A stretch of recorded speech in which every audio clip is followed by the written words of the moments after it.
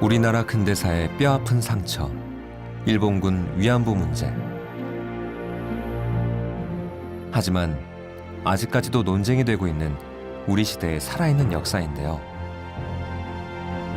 그렇다면 동시대를 사는 청소년들은 위안부 문제에 대해 어떻게 생각하고 있을까요?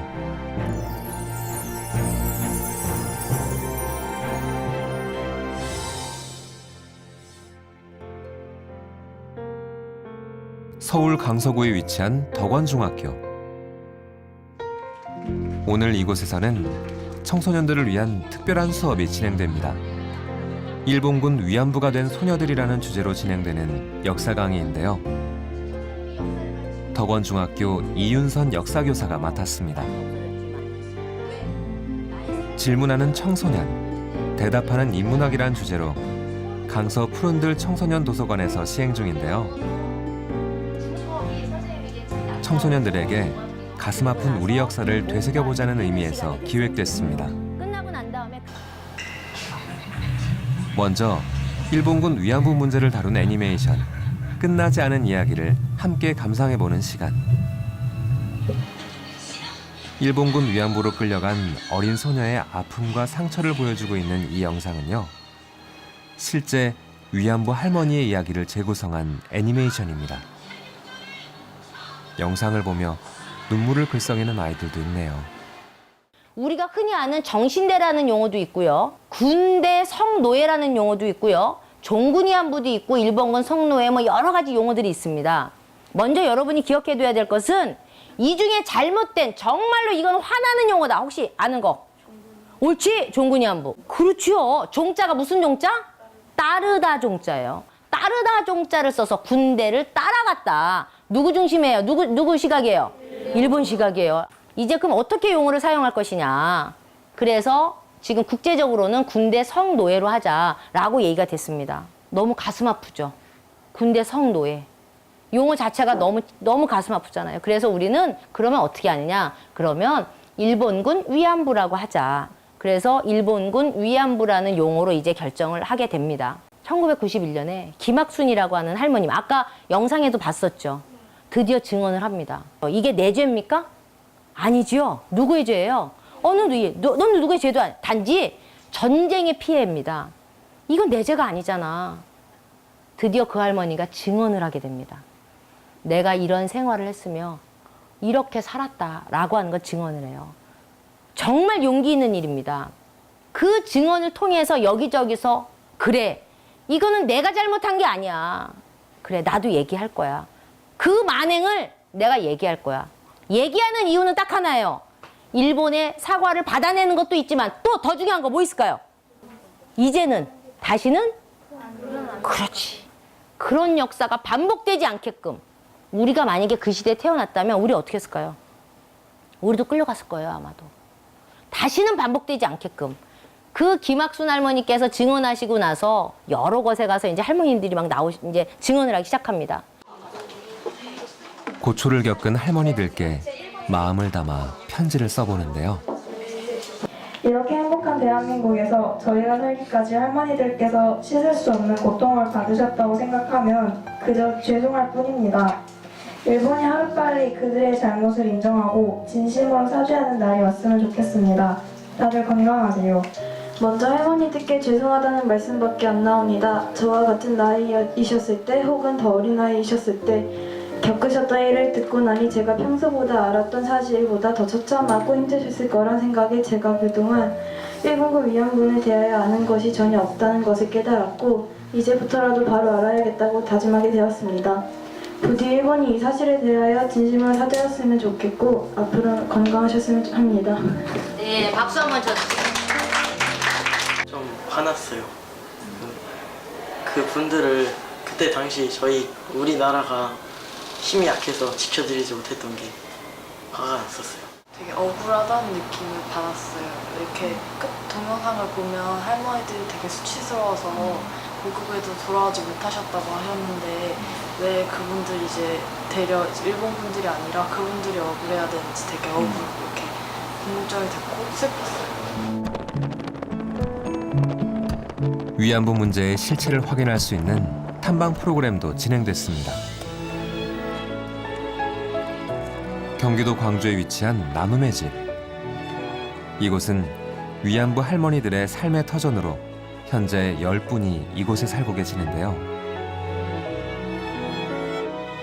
먼저 돌아가신 분들을 위해 묘비를 세워 넋을 기리고 있었습니다.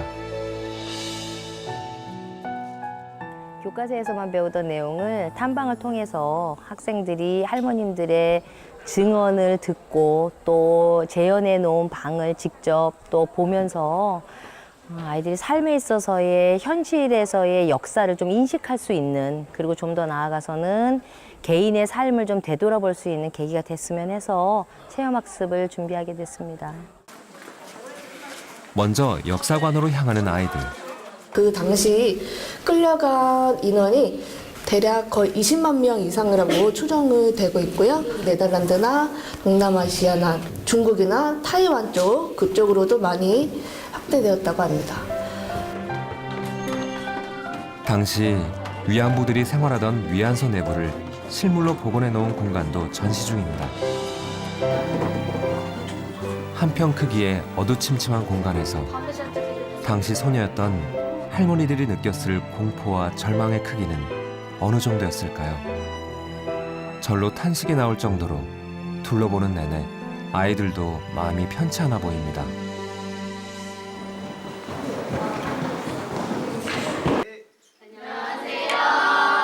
네, 자, 이어서 할머니들과의 만남이 진행됐는데요. 살아가는 데 있어서 큰 도움이 네, 서울에 있는 중학교에서 가면 어디서 학생들이 오는지도 알지도 못해요. 이런데 여러분들이 이렇게 오니까 정말 감사합니다.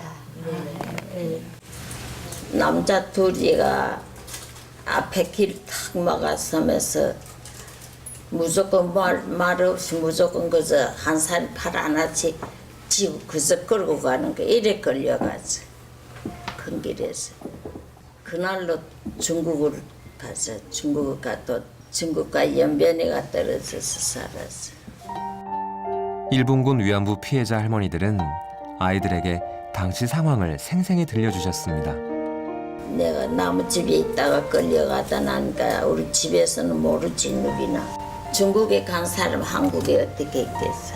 그 찾아다니다 없으니까 죽었다고 사망신고를 해버렸어. 중국 갔다 오니까 해방후에 여기로 오니까 제 국적이 없는 거예요.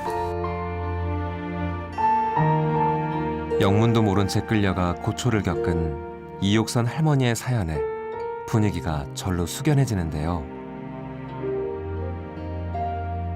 앞으로 다시 이런 나라가 오지 말아야 돼. 우리 전쟁이 없는 나라, 평화적으로 사는 나라 이렇게 맹글어야 되지. 만날 모절처럼 나라만 뺏겨오고 댕기겠어. 그러니까 어찌나 학생들이 결심하고 잘 배워야 돼. 제 말을 알아듣겠는지 모르겠어. 잘 알아듣죠? 네. 오늘 아이들의 방문이 할머니들께 작게나마 위로가 되었으면 하는 바람입니다. 봉수! 배!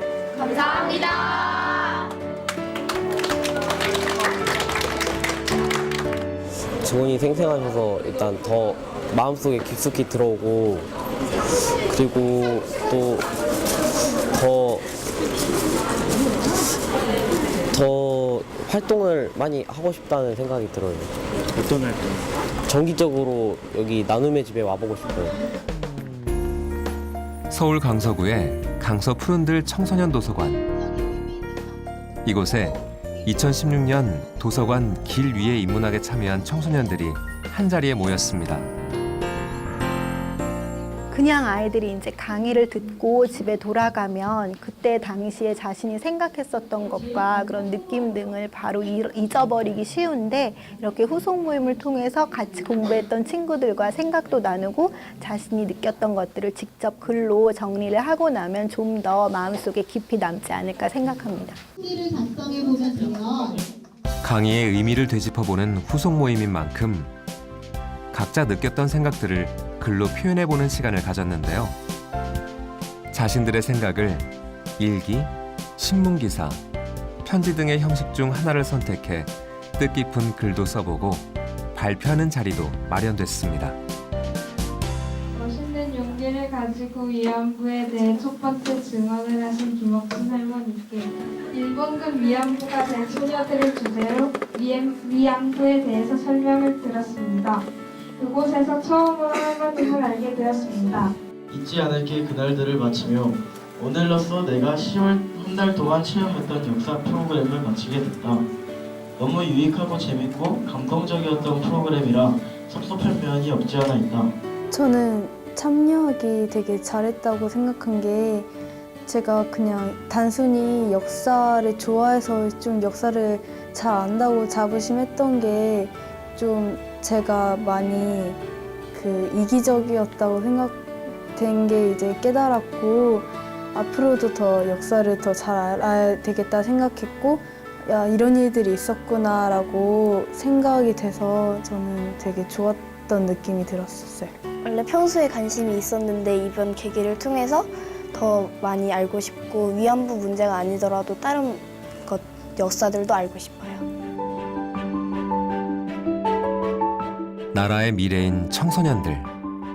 앞으로도 우리 시대의 모든 청소년들이 인문학을 통해 살아있는 역사를 만나길 바라겠습니다.